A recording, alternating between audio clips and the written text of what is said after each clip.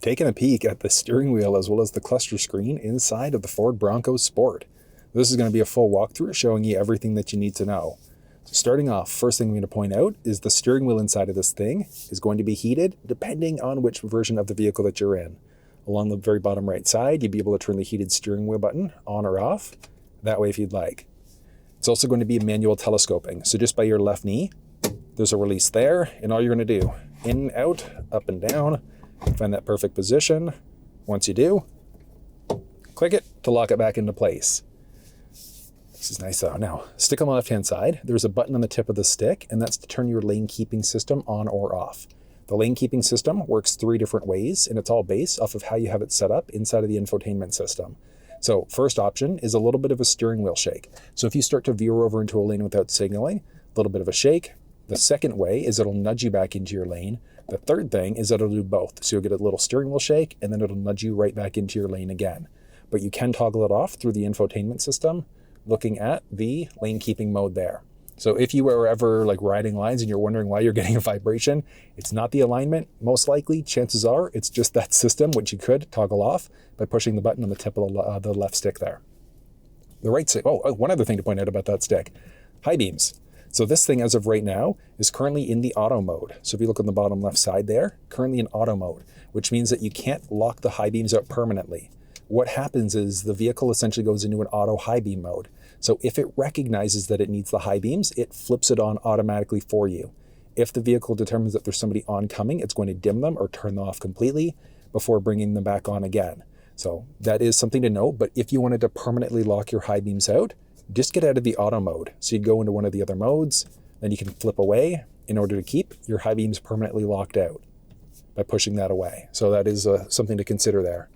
On top of that, you can also adjust the brightness. So there's buttons there just along by your left knee there, and you can increase or decrease the brightness, and that adjusts the brightness of not only the cluster screen, but also the infotainment screen there as well, which is kind of neat. Now, right stick is going to be for your wiper speed. You can adjust your wipers there, pull in towards you for the front wiper fluid. You're going to push away for the rear, and then there's a button on the tip of that stick in order to adjust your rear wiper there as well. There's a series of different buttons available on both sides. So let's start off on the left. So first one, you can increase or decrease the volume, or you can also mute out that way instead. And then these ones are going to be for your cruise control system. So cruise control, you've got your adaptive cruise. So through the infotainment system, it gives you a few options. So you've got either adaptive, normal, adaptive, or intelligent. Intelligent has a tolerance level built into it. So let me just push you over there a little bit. So you can see their tolerance. You can go plus or minus. I believe it's up to 30 kilometers one way or the other. So with the intelligent cruise control, what happens is if your cruise control here is turned on, your adaptive cruise, and you've got it set, let's say it's 60 kilometers an hour, and the speed goes from 60 to 80, with intelligent, it's automatically going to increase your speed.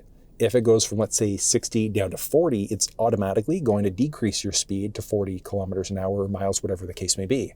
But that's also ultimately based on your tolerance level. So are you wanting to be under, or are you okay being over the speed limit there instead? So that's going to adjust whether or not you get a plus or minus. But otherwise, with the intelligent cruise control, it's automatically going to raise or lower your speed with speed sign recognition.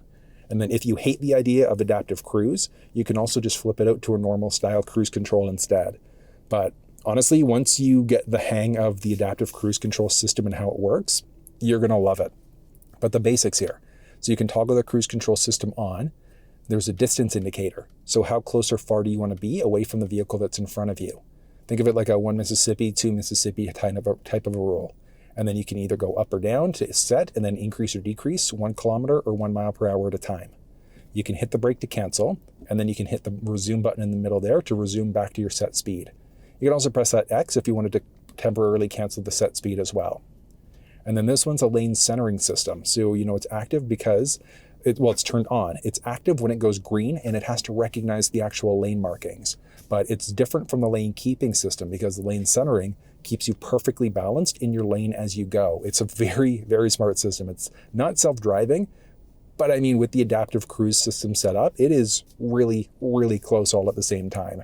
But that's your basics there. If you want to actually see this in action, look down in the description for how to actually use in real life video that I've put together. Along the right side, you've got a voice command prompt. So you'd be able to do things like change songs, radio stations. You can navigate using your voice if yours has factory navigation. If you're hooked up through Android or iPhone devices, you can also do a longer press and hold of that button in order to activate either Google or your Siri assistant. On top of that, you can change between songs or radio stations or answer or hang up on a phone call. So one cool thing there, so you're jumping between all of your different presets this way. But let's say if you are on AM, FM, whatever the case may be, you can also do a press and hold, and that's going to turn it into a seek function instead. So it does go a little quick, so you kind of have to be quick on the draw if you wanted to actually be able to seek out and take your finger off there, but you could seek out that way instead. But like I said, voice command prompt, 94.9 FM. Tuning to FM 94.9. I mean, that is a really convenient feature. So just get the hang of it because there are so many cool things you can do with your voice command prompt. And then these ones are to navigate through the little cluster screen.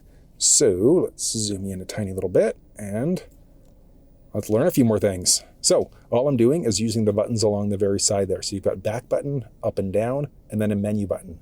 But before I actually get through, I'll point out, you've got your tachometer off to the left, speedometer off to the right-hand side, and then you've got your current engine temperature, whether you're in park, reverse, neutral, drive, or your low gear, and then your current fuel level. This is how many kilometers you currently have on your odometer, whether or not the auto start stop system is engaged, and then there are other systems you can engage, disengage. So if we turn off the auto start stop system, So I'm personally not a fan of that one, but you could disable it there. And then you've got your current kilometers to empty. If the speed was available on the road you're on, you've got your speed sign recognition. And then there's also your current kilometer, or your current speed, I should say, which direction your vehicle is facing, and then the current outside temperature.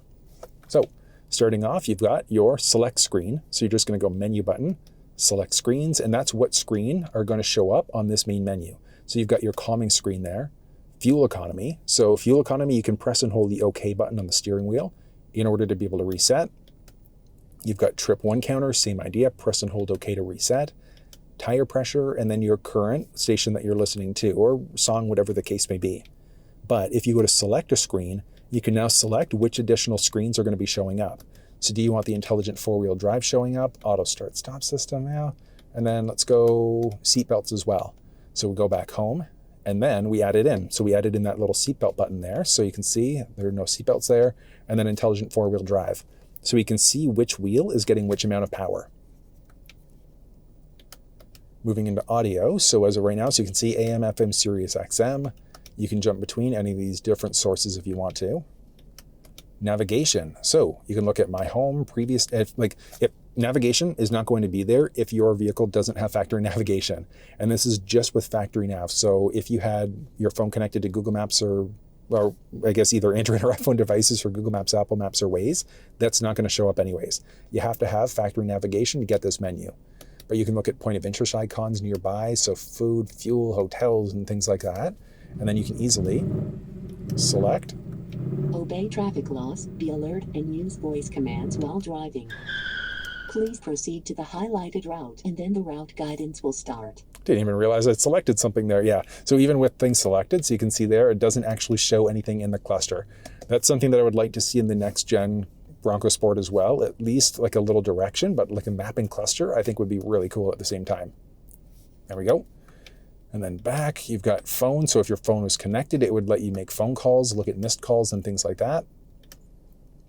Different setting options. So oil life, if you're replacing oil or changing oil yourself, once you've changed oil, just going to press and hold OK in order to know when you should be changing oil next. And then basics for display setup. So whether or not that digital speed is showing in miles or kilometers per hour. So this one along the side, I'm Canadian, so I'm a Canadian vehicle. So this is always going to be kilometers per hour. But if you're traveling into the States, or if you're in the US traveling to Canada, you could select the digital speed if you wanted to show it that route instead. And then once you hop back out, you can go, let's just go back to that calming screen. Yeah, there we go, nice and simple. Look at that. That's nice. I know that's quite a lot of information, but that's everything you need to know about the steering wheel as well as the cluster screen inside of the Bronco Sport.